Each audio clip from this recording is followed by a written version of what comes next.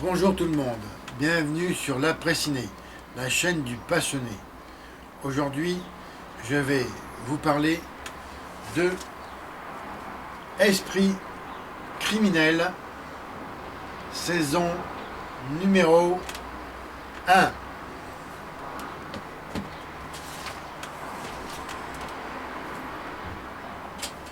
Le résumé, car il y a quand même 22 épisodes, je ne vais pas raconter pour chacun les histoires, leurs histoires respectives, mais vous faire un résumé en fait de quoi ça parle tout au long de cette saison.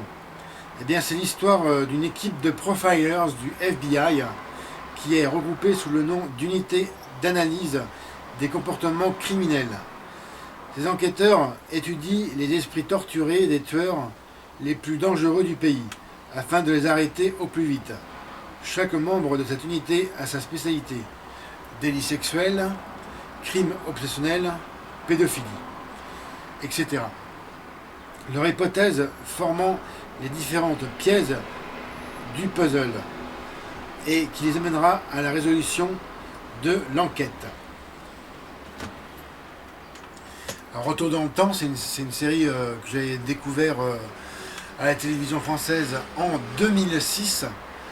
Ça a fait un moment déjà. Et eh bien, j'avais toujours tout de suite en fait été intéressé par ce concept de série. J'ai trouvé les épisodes pour la majorité intéressants, voire même passionnants. Et bien pour moi, c'était en plus la première fois que je voyais ce genre de série, ce style de série unique concernant des profilers de la police américaine. Et voilà, j'ai tout de suite été séduit par cet univers qui est quand même bien sûr particulier. C'est pas tout le monde qui aime ça. Parce que déjà, la plupart des histoires sont sordides et glauques. Et c'est vraiment, oui, je pense que ça cible plus des gens qui sont plus à l'aise dans les films policiers et thrillers. J'ai trouvé chaque épisode vraiment bien construit. Mené tambour battant, hein, il n'y a pas de temps mort. L'interprétation en général est vraiment bonne, voire excellente. Surtout deux personnages auxquels vraiment j'ai trouvé que je m'attachais plus particulièrement que d'autres, comme Gaiden, qui est un agent spécial, et Ellie, qui est aussi Ellie est là, qui est vraiment, en plus d'être une jolie femme, j'aime bien en fait son personnage parce que elle est elle-même torturée, et on apprend plus d'ailleurs sur elle dans la saison. Je ne vais pas vous en dire plus si vous n'avez pas vu cette première saison. Vraiment, l'ensemble est vraiment... moi, j'ai trouvé ça divertissant. Je fais une pause. Excusez-moi pour les éventuelles nuisances sonores que vous pourrez entendre. Car maintenant, ici en France, il commence à faire chaud. Alors j'ai laissé grande ouverte ma fenêtre de chambre. Et malheureusement, mon voisin d'à côté fait de temps en temps des travaux. Et ça dépend des moments de la journée. Il peut y avoir des bruits de perceuse électrique. Alors, c'est comme ça. Faut faire avec. Je vais pas me relever la nuit pour faire mes vidéos, hein, pour être tranquille. La parenthèse est fermée. Vraiment, alors, cette série, elle est à la 11e saison, là, si je ne me trompe pas. où la 11e est en tournage, il me semble. Et enfin, moi je me suis arrêté qu'aux 2 premières saisons. Parce que, eh bien, le personnage de Gaiden, ici que je montre vraiment pour moi, qui est le personnage le plus important de la série, hein. Pour moi, c'est vraiment la pièce maîtresse. Et la ravissante Ellie, que l'on voit ici, jolie femme brune, aussi disparaît, si je me souviens bien, vers la fin de la saison 2. Ces 2 personnages-là, d'ailleurs, disparaissent. Oui, au début de la saison 3, si ma mémoire est bonne, on les retrouve un tout petit peu, mais ils sont vite remplacés. Et bien sûr, j'ai trouvé ça beaucoup moins intéressant, et surtout parce que comme je m'étais attaché à ces personnages-là, et bien, voilà, j'ai arrêté de voir la série. Et surtout parce que Gaiden, hein, ici, eh bien, a été remplacé par un type vraiment que je ne peux pas supporter. C'est vraiment physique, sa présence à l'écran. Et voilà, je n'ai pas voulu continuer. Pourquoi s'obliger à regarder alors que ça fait pas envie, bien sûr. Et ces personnages-là, Gaiden, donc, qui était remplacé par Montaigne, je crois qu'il s'appelle. Et il y a une autre fille, Ellie aussi disparaît dans la saison, qui est remplacée par une brunasse vraiment inintéressante, j'ai trouvé, qui jouait fadement. Voilà, c'est vraiment dommage que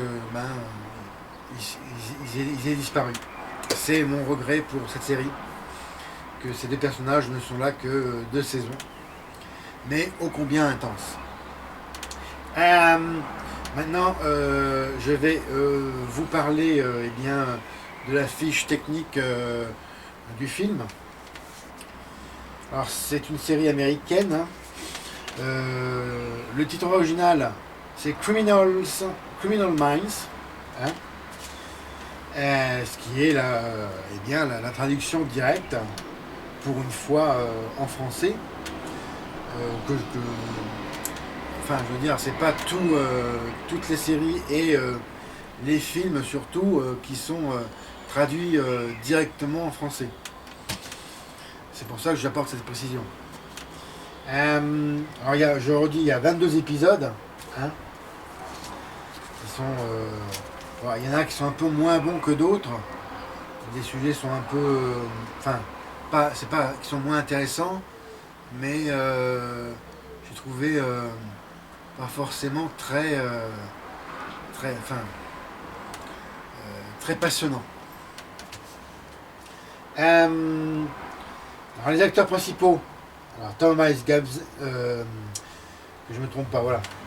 Alors, vous avez l'agent spécial superviseur Aaron Hotchner, le chef d'équipe. Je vous montrerai la tête des personnages après, hein, non, je vais le montrer maintenant, comme ça. Je ne vais pas le faire 2 fois. Alors, j'approche. Excusez-moi pour le contre-jour, hein. Je vais essayer de vous montrer au mieux la jaquette.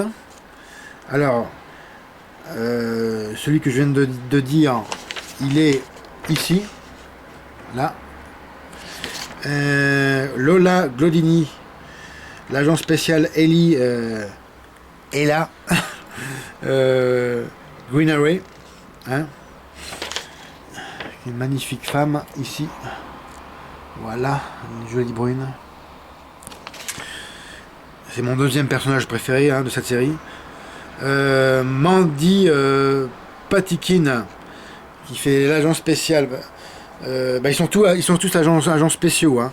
Alors, qui fait Jason Gaiden, hein, mon préféré. Shemar Moore, qui interprète Derek Morgan. Alors, voilà. Oui, voilà, ici, hein, qui est interprété par, voilà. Chez Marmou, en fait, c'est vraiment le type de terrain fonceur, hein, qui est pour moi plus dans l'action, hein, et l'exécution de la mission, qui est en plus d'être pour l'agente féminine, eh bien une attraction et en tant que qu'ayant un physique voilà, musclé, qui dégage un sex appeal auprès des femmes. Matthew Gray Gubler, qui fait le docteur Spencer Reed. Alors lui, c'est un vrai savant, hein, qui a une faculté de mémoire visuelle absolument hallucinante, qui peut en fait lire très vite, qui a vraiment une lecture très rapide et, et en plus une mémoire vraiment impressionnante, avec un quotient intellectuel vraiment très élevé et hors norme. Et c'est la tête, vraiment la deuxième tête pensante après Gaiden, pour moi, qui est vraiment le cerveau, le gros cerveau de l'équipe. Bon, c'est pas un acteur que j'apprécie particulièrement dans la série, mais il a vraiment, ce qui est passionnant, c'est quand il analyse des scènes et tout est relié, en fait, tout peut s'expliquer scientifiquement. C'est ça qui est passionnant. Ensuite, Andrea Joe Cook, qui fait eh bien alors elle a un rôle particulier dans la série, hein, parce que sa mission, c'est de s'occuper de tout ce qui est liaison avec les médias, hein. Et c'est Jennifer Gigi Jarrow. Gigi, c'est en fait son surnom. Et voilà, je la montre, c'est la blonde de l'équipe. Enfin, la deuxième blonde de l'équipe. Pour moi, c'est vraiment un des personnages les moins attachants et intéressants. Avec, pour moi, comment il s'appelle ici, Morgan. Ochner aussi, je n'aime pas en fait il est, pour moi, ouais, il est pas intéressant. Alors après, vous avez des acteurs récurrents, voilà, et donc c'est la deuxième blonde de service. Elle, j'aime bien aussi parce que elle est délirante, elle est assez attachante, et c'est aussi une tête, hein, de l'équipe, hein, parce que en fait elle est très douée dans l'informatique, et en fait c'est une hackeuse légale, je dirais, hein,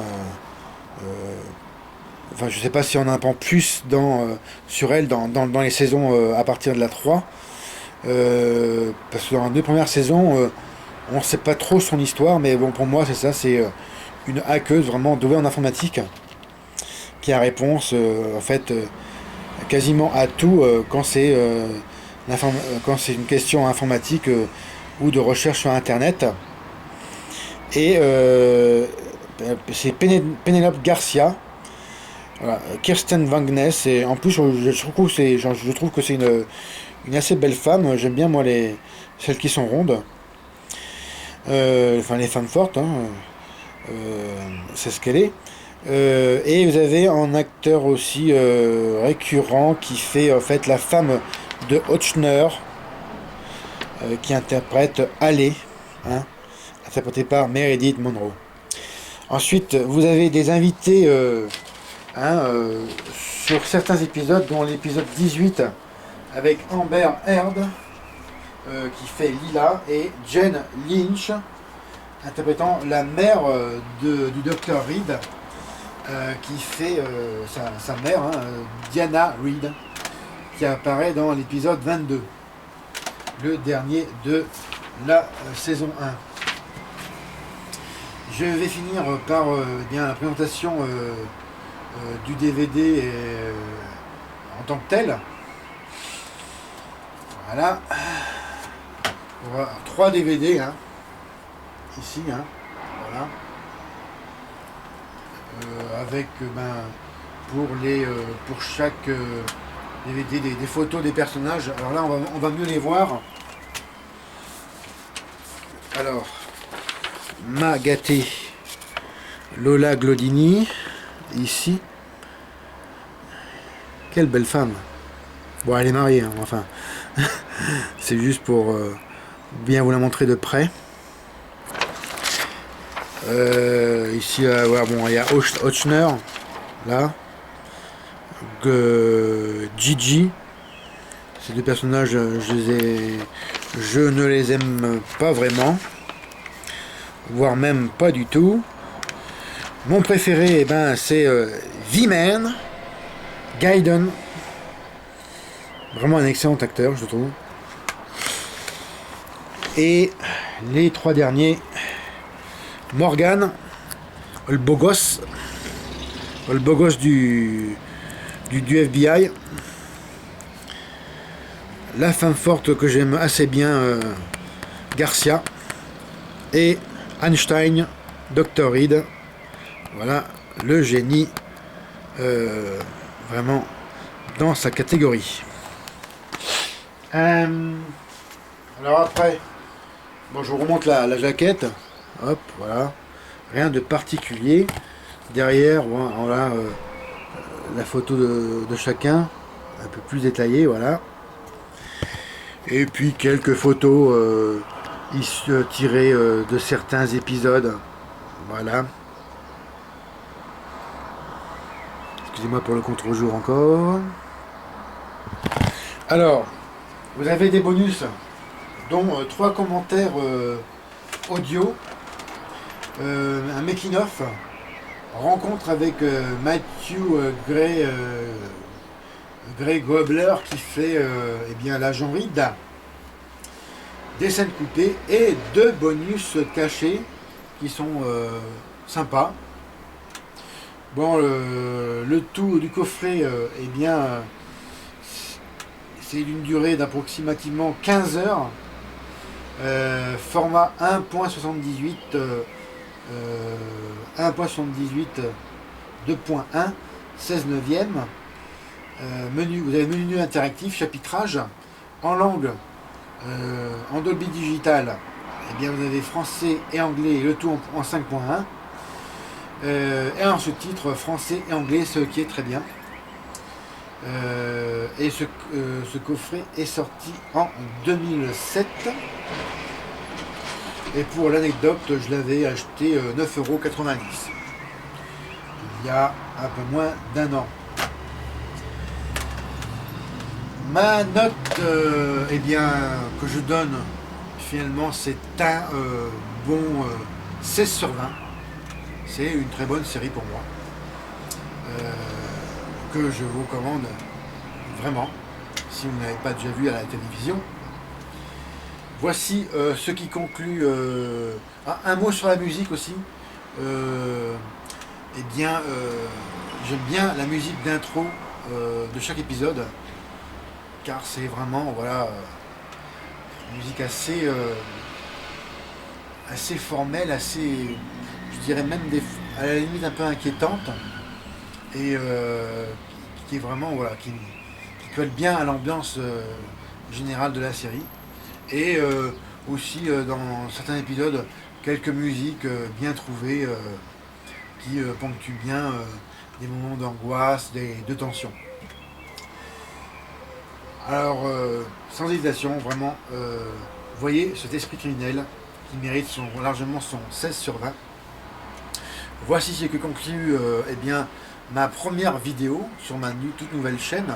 Alors, regardez les autres, hein, parce que je vous rappelle comme je vous l'expliquais dans ma vidéo de présentation, eh bien, cette chaîne-là est une fusion des deux précédentes que j'ai, hein, qui s'appelle Post Ciné, qui s'occupe, que je m'occupe particulièrement des critiques sur les films que j'ai vus en DVD ou au cinéma, ainsi que les sorties en DVD, et ainsi que j'ai fait aussi une émission spéciale sur les cinémas d'horreur français, que je vais continuer sur cette chaîne, ainsi que d'autres projets que j'ai plus ou moins en tête.